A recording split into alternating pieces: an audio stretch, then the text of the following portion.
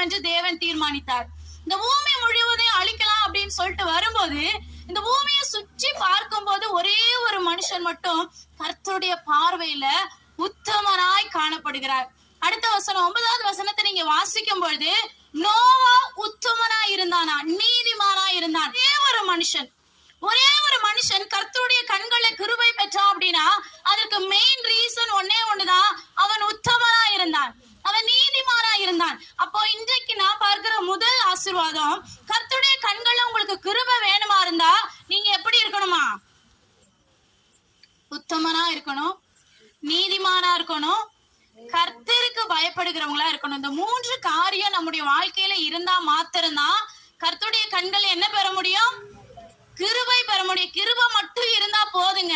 பவுலுக்கு ஒரு வியாதி வந்தது, ஒரு பலவீனம் வந்தது. பவுல் செபிக்கிறாரு, 3 முறை விண்ணப்பிக்கிறாரு. கர்த்தர் கொடுத்த ஒரே பதில் தான், என்னுடைய கிருபை உனக்கு போதும். அல்லேலூயா. அப்ப உங்களுக்கு வியாதி இருக்கா, உங்களுக்கு பலவீனம் இருக்கா, உங்க குடும்பத்துல என்ன பிரச்சனை வேணாலும், உலகத்துல புதுசா கண்டுபிடிக்கக்கூடிய பிரச்சனையா இருந்தாலும் சரி, உங்களுடைய வாழ்க்கையில என்னவா இருந்தாலும் அதுல இருந்து உங்களுக்கு ஒரு விடுதலை வேணுமா இருந்தா ஒண்ணே ஒண்ணு இருந்தா போனா கிருபை.